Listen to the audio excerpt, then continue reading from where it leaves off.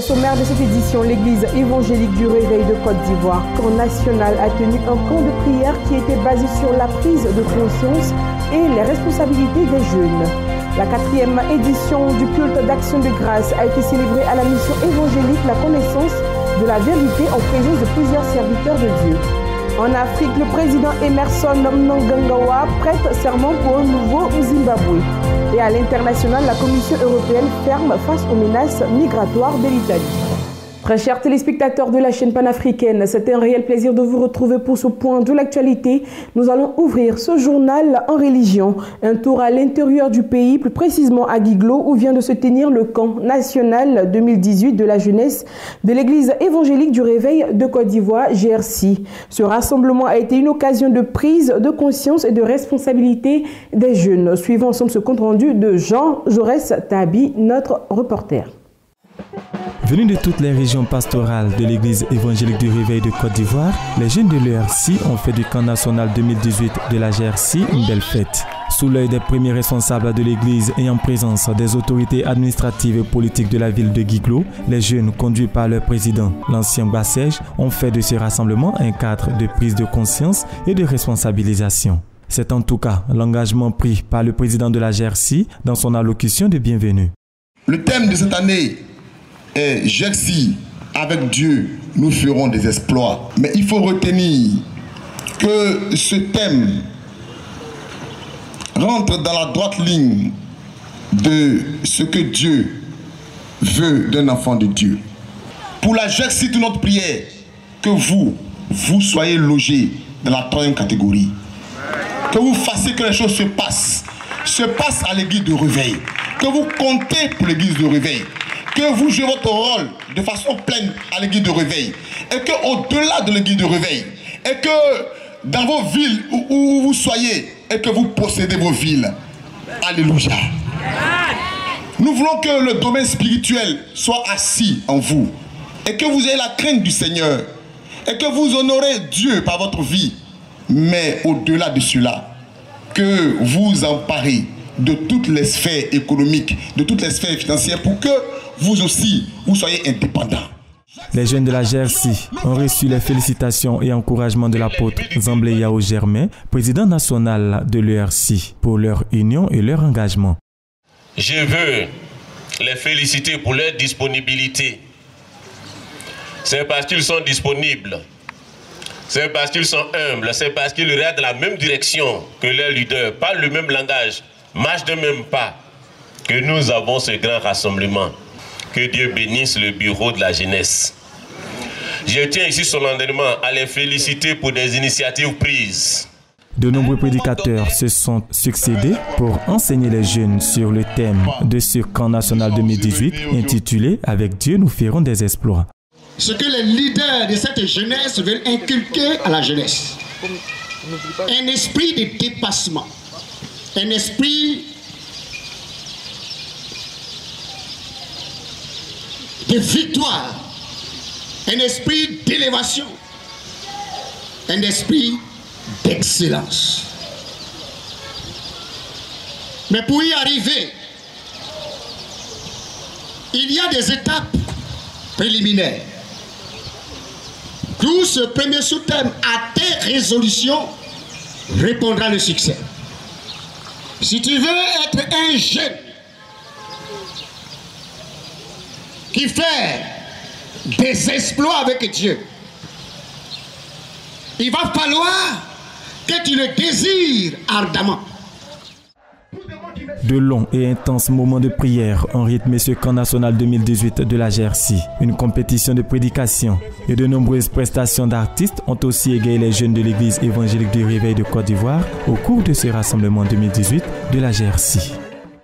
Nous poursuivons ce journal avec la 4e édition du culte d'action de grâce initiée par la mission évangélique La Connaissance de la Vérité du Christ a été célébrée avec faste le dimanche 26 août 2018 en présence de plusieurs fidèles et serviteurs de Dieu venus participer à ce moment spécial de reconnaissance à l'Éternel. Revivons ensemble l'ambiance de cette édition avec Nadine Kofi et Honorine Adom.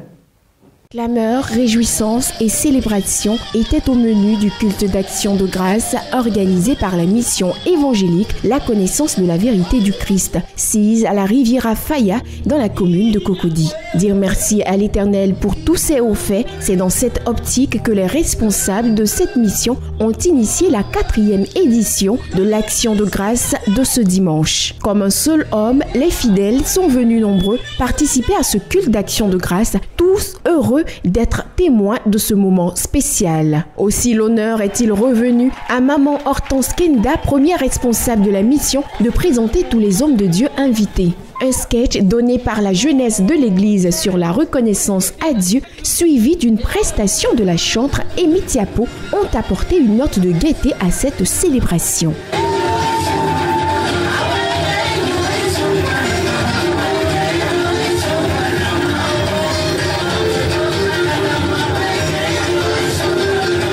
Puis l'orateur du jour, le pasteur Élisée Touré, est monté au pupitre afin d'enseigner le peuple de Dieu sur le thème choisi pour cette 4e édition, « Comment rendrai-je à l'Éternel tous ses bienfaits envers moi ?» Mais quand quelqu'un te dit merci, tu es d'abord comblé. Et tu vois en lui un homme reconnaissant, une femme reconnaissante. Et je peux compter sur toi ce matin. Est-ce que tu es d'accord avec moi? Pour que nous soyons reconnaissants envers celui qui nous a créés et qui nous donne toujours son amour.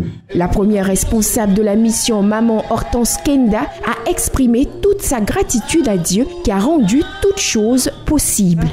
C'est la 4e édition de notre culte d'action de grâce. Et ce culte d'action de grâce est organisé chaque dernier dimanche du mois d'août pour dire merci à Dieu pour tout ce qu'il a accompli dans la vie de nos enfants durant l'année scolaire. Puisque bien avant la rentrée scolaire, nous avons la retraite spirituelle avant la rentrée pour confier l'étude de nos enfants, la protection de nos enfants au Seigneur. Et dans le mois d'août, voyant tous les résultats, nous venons leur dire merci à Dieu pour tous ces grands bienfaits dans la vie de nos enfants. Et c'est ouvert aussi pour toute personne qui veut manifester sa reconnaissance à l'endroit de son Dieu, de venir ce jour-là. À en croire les réactions du peuple de Dieu, ce culte d'action de grâce organisé par la mission évangélique La Connaissance de la Vérité du Christ a tenu toutes ses promesses de réjouissance, mais surtout de communion fraternelle. À la mission évangélique Montagne de Délivrance, le mouvement des femmes est appelé Mouvement des filles de Déborah. Cette organisation a célébré sa convention internationale dont l'apothéose a eu lieu le week-end dernier. Reportage. Avec les tout-petits, ce sont toutes les composantes de la mission évangélique Montagne de Délivrance qui se sont mobilisées pour cette convention internationale 2018 du mouvement des femmes baptisées les filles de Déborah. Du 22 au 26 août, cette convention internationale 2018 des filles de Déborah a été meublée par une veillée de prière et plusieurs journées d'enseignement et de délivrance autour d'un thème tiré de Malachie 4, le verset 2 et intitulé « Sur vous qui craignez mon nom se lèvera le soleil de la justice ». Se basant sur ce thème, la marraine de la convention, Madame Joël Kanga, a exhorté les femmes à être de véritables aides pour leur famille et pour l'Église. À sa suite, le pasteur Joël Técher, l'invité spécial et oratrice principale venue de l'île de la Réunion, a insisté sur la nécessité de l'évangélisation. Nous sommes dans, je dirais, les fins nous sommes dans les derniers temps, je dirais, et il est vrai que nous devons nous réveiller, comprendre l'appel que Dieu a mis en chacun d'entre nous, nous réveiller et laisser l'Esprit de Dieu faire le travail qu'il faut. Pour le pasteur Gift Olenka Arebesola, leader du mouvement des filles de Déborah, cette 9e convention internationale est celle de la maturité. Elle dresse un bilan plus que satisfaisant. Et je suis vraiment contente de ce que nous avons fait. C'est notre 9e édition. Depuis 2009, nous avons mis ces mouvements sur pied et jusqu'à présent, Dieu nous bénit et il fait que de nous donner la grâce pour continuer. Avec une forte mobilisation de toute la mission évangélique Montagne de Délivrance, la Convention internationale 2018 des filles de Déborah aura fait descendre sur l'Église le soleil de la justice de Dieu.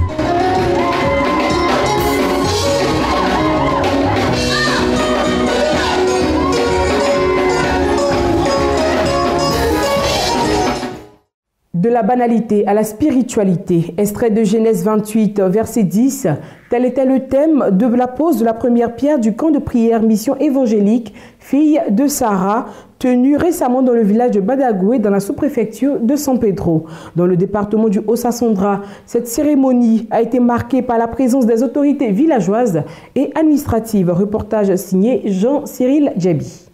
Après plus de 20 ans d'existence, la mission évangélique Fille de Sarah, chapeautée par le révérend prophète William Elidioman, a déposé ses valises dans le village de Badaguié, sous-préfecture de Daloa, dans le département du Haut-Sassandra. Objectif, architecturer un camp spirituel de famille pour permettre aux habitants de la dite localité d'entendre la bonne nouvelle de Jésus-Christ. En présence des autorités villageoises, administratives et spirituelles, cette célébration s'est tenue sur le thème de la banalité à la spiritualité, extrait de Genèse 28, verset 10.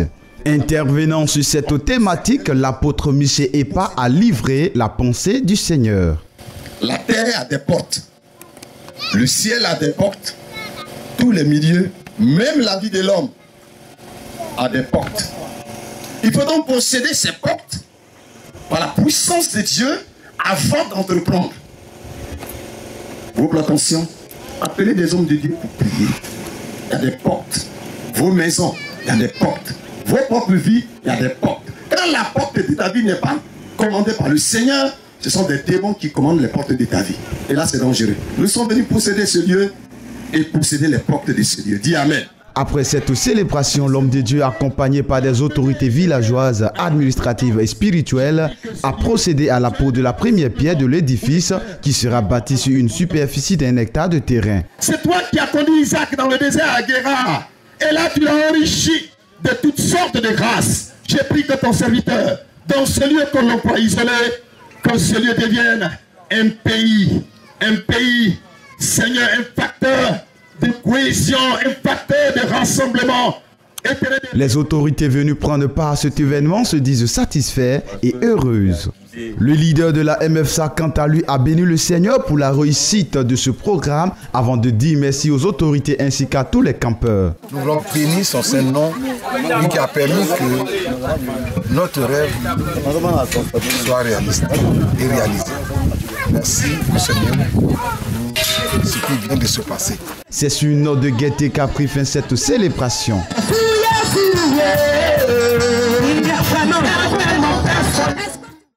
Parlons société. Les retraités du Gontougo ont été formés sur les nouvelles réformes de la retraite, leur pension et leur accompagnement. C'était lors d'une importante conférence d'information et de formation organisée par la Ségraïeux. Anissé Kouadio nous fait le point.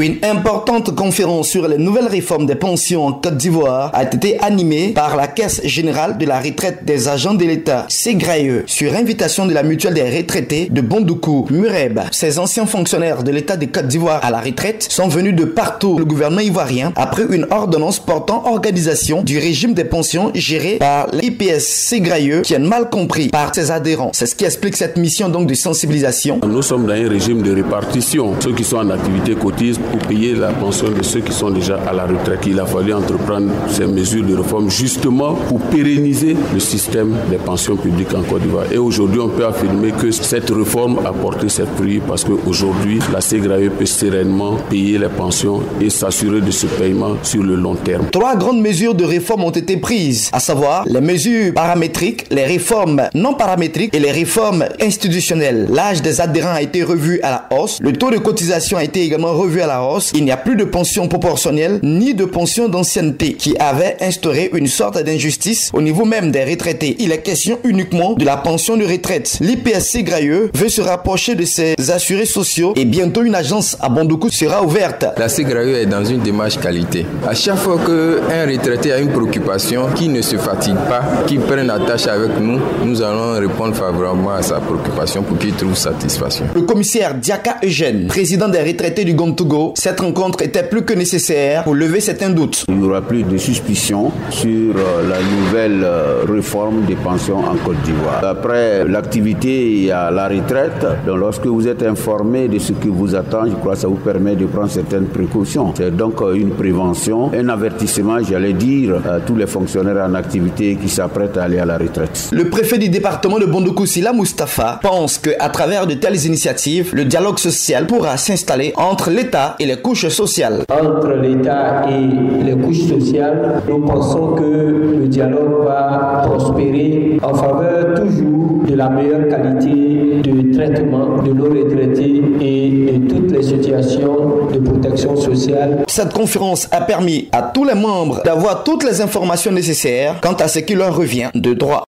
La collaboration de sécurité avec les populations a été envisagée pour une meilleure sécurité à Daloa. C'était lors d'un forum sur le dialogue civilo-militaire portant sur la collaboration entre forces armées et populations face aux défis sociaux tels que le cas de migration irrégulière et le réseau d'action sur les armes légères en Afrique. Compte rendu de Pierre Loy. Les populations de Daloa se sont fait une idée claire de la collaboration entre elles et les forces armées et de sécurité face aux défis de la migration irrégulière. Ils avaient devant eux, pour les éclairer, l'enseignant Yao Sévérin. À travers une conférence échange, il a souligné que la migration irrégulière est un problème social dont il est important d'apporter solution après lecture commune. Vous savez que nous revenons de plusieurs années de crise et à un certain moment, il y avait une certaine méfiance qui s'était créée entre la population civile et les forces de sécurité. Mais il se trouve que au-delà de cette méfiance aujourd'hui, il y a la nécessité de quitter la crise, mais d'aborder les défis sociaux, les défis de la société. Et il est important que nous nous mettons ensemble, population civile, forces de l'ordre, pour adresser ces nouveaux défis qui se posent à la société ivoirienne. Dans le cadre du renforcement de la sécurité des populations, nous avons initié ce que nous appelons le dialogue civilo-militaire. Et dans le cas de Daloa particulièrement, nous travaillons sur cette question de la migration irrégulière. Vous savez qu'au-delà de la question sociétale que cela pose, au-delà de la question, on va dire, sociale, cela pose aussi une question de sécurité. Il est bon que les forces de défense et de sécurité et les populations de Daloa, bien entendu, s'accordent, s'entendent pour voir quelle est la meilleure approche. Cette tribune d'échange civilo-militaire est un débat ouvert qui a vu la participation des populations de Daloa, encourageant ainsi le partage d'expertise et d'informations entre les acteurs de la réforme du secteur de la sécurité et les populations. Donc j'encourage les parents à pouvoir apporter une rééducation vraiment à nos enfants pour que ces enfants-là puissent comprendre véritablement que là où nous sommes, nous pouvons par l'organisation, oui, arriver à mieux vivre et à mieux nous épanouir, que de laisser les enfants aller à la perdition. Cette activité a pour objectif de fournir un cadre de dialogue et la consolidation de la confiance entre la société civile, forces armées et de sécurité de la région du Haut-Sassandra. En Afrique, le président du Zimbabwe, Emmerson Mnangagwa, a prêté officiellement serment dimanche dans un stade de Harare, annonçant l'aube de la Deuxième République. Le candidat de l'opposition, Nelson Chamisa, qui ne reconnaît pas sa défaite, a boudé la cérémonie. Le Zimbabwe est à l'heure d'une nouvelle aube, celle de la Deuxième République du pays.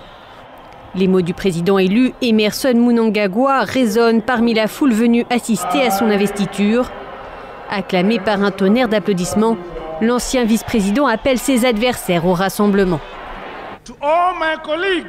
À tous mes collègues et à tous les autres partis politiques qui ont contesté l'issue du scrutin, je vous demande que nous puissions tous unir nos forces pour développer notre pays. Nous sommes tous des Zimbabwéens. Autre annonce en signe d'apaisement, l'ouverture d'une commission d'enquête sur la répression de la manifestation post-électorale. 2 jours après le scrutin, le rassemblement mené par l'opposition dans les rues d'Harare a été violemment réprimé par l'armée. 6 personnes y ont trouvé la mort. L'opposition a immédiatement contesté les résultats devant la Cour suprême, qui, faute de preuves, a finalement validé le scrutin. Vous pouvez respecter la Cour constitutionnelle, mais ne pas être d'accord avec elle, ce qui est mon cas. Je rejette la décision qui a été prise par cette institution. L'opposition, qui ne compte pas en rester là, a annoncé que d'autres manifestations pourraient suivre. Le rassemblement entre le président et ses adversaires s'annonce donc ardu. Pour redresser l'économie en ruine du Zimbabwe, l'ancien bras droit de Robert Mugabe promet déjà toute une série de réformes. Mais celui que l'on surnomme le crocodile, pour son caractère dur et intransigeant, aura besoin de réunir toutes les forces vives dans un pays où plus de 90% de la population est actuellement au chômage. À l'international, à présent, des personnes ont été blessées par des engins pyrotechniques et des projectiles lors d'un rassemblement sous haute tension de milliers de sympathisants d'extrême droite lundi, soit à Chimins, au lendemain d'une chasse collective aux immigrés, dénoncée avec véhémence par Angela Merkel. Plus de 2000 sympathisants d'extrême droite sont descendus dans les rues de Chemnitz en Allemagne ce lundi soir à l'appel du mouvement anti-islam Pegida. Face à eux, 1 millier de contre-manifestants proches de l'extrême gauche. Après le meurtre d'un Allemand qui aurait été commis par un Syrien et un Irakien, la tension ne retombe pas dans cette ville de Saxe, région où l'extrême droite et les néo-nazis sont très implantés. L'extrême droite exige du gouvernement allemand qu'il garantisse la sécurité de ses citoyens. Plusieurs personnes auraient été blessées par des engins pyrotechniques et des projectiles au cours de ce rassemblement qui s'est tenu au lendemain d'une chasse collective aux immigrés. Nous ne tolérons pas de tels attroupements illégaux et de chasse collective visant des gens d'apparence ou d'origine différente ou encore les tentatives de semer la haine dans les rues. Tout cela n'a pas sa place dans notre pays. Cette affaire du meurtre d'un Allemand a ravivé les tensions autour de la question migratoire dans le pays. Des tensions quasi permanentes depuis 3 ans et l'arrivée de plus d'1 million de demandeurs d'asile. En Italie, concernant les migrants bloqués au port italien et leur répartition, la Commission européenne ne compte pas céder à l'ultimatum lancé par l'Italie. Le vice-président du Conseil italien menace de ne plus payer la contribution annuelle de son pays au budget européen si les États membres ne parviennent pas à s'entendre. La Commission européenne ne compte pas céder à l'ultimatum lancé par l'Italie. Le vice-président du Conseil italien, Luigi Di Maio, menace de ne plus payer la contribution annuelle de son pays au budget européen si les États membres ne parviennent pas à s'entendre sur la répartition des migrants bloqués à bord du Diciotti. En Europe, les menaces ne servent à rien. Ils ne mènent nulle part. Le seul moyen de résoudre ce problème en Europe, c'est de travailler ensemble de manière constructive et de bonne volonté. Ce n'est pas un sujet commission contre quelqu'un d'autre, ce sont les États membres qui doivent trouver une solution. Et évidemment, la Commission, comme toujours, est là pour aider. L'institution a invité ce vendredi des représentants de 12 États membres pour évoquer la politique migratoire européenne. Cette réunion n'a pas pour objectif de répondre aux attaques italiennes, mais de trouver des réponses à long terme. Le sort réservé aux migrants secourus en mer a provoqué de vives tensions, en particulier entre Malte et l'Italie. À chaque fois, nous avons un tas de solutions techniques qui paraissent bien sur le papier, mais sans volonté politique et sans vision politique pour mettre en œuvre quelque chose de réellement efficace. Nous avons de nombreuses propositions intéressantes, mais elles restent sur le papier. Le secrétaire d'État belge chargé de l'asile, le nationaliste flamand Theo Franken, a déjà prévenu qu'il ne souhaitait pas accueillir les migrants bloqués en Italie. Nous refermons ce journal en Asie, plus précisément en Chine. Le contrôle de naissance est à la fin d'une politique démographique devenue une bombe à retardement. Rappelons que pendant 35 ans, la politique de l'enfant unique a été appliquée avec la plus grande sévérité. Le nouveau code civil que prépare le régime y met un point final en éliminant toute référence au nombre d'enfants par famille. C'est sans doute la fin d'une politique démographique devenue une bombe à retardement en Chine, celle du contrôle des naissances. À en croire un journal officiel, le nouveau code civil que prépare le régime y mettra un point final en éliminant toute référence au nombre d'enfants par famille. Pendant plus de 35 ans, la politique de l'enfant unique a été appliquée avec la plus grande sévérité, entraînant des avortements forcés et des stérilisations, mais aussi un déséquilibre grandissant, les personnes âgées et les garçons étant de plus en plus nombreux. C'est pour cette raison qu'en 2015, le Parti communiste avait autorisé un deuxième enfant par famille. Or, la mesure n'a pas eu l'effet attendu. Le vieillissement s'accentue, les plus de 60 ans devraient atteindre 25% de la population en 2030 et les naissances continuent de chuter, les couples invoquant des raisons économiques. Pour les encourager, le régime a même mis en circulation un timbre au message subliminal, une famille avec 3 porcelets en cette année du cochon. Actuellement, le pays compte près de 1,4 milliard d'habitants et ils sont 900 millions en âge de travailler. En discussion au sein du parti, le nouveau code civil devrait être adopté courant 2020 par l'Assemblée nationale populaire. C'est la fin de ce point de l'actualité. Ce fut un réel plaisir de vous présenter ce journal qui a été préparé par l'ensemble de la rédaction, réalisé par Armel Hadsin et Jean-Baptiste Assis. Excellente suite de programme. Que Dieu vous bénisse.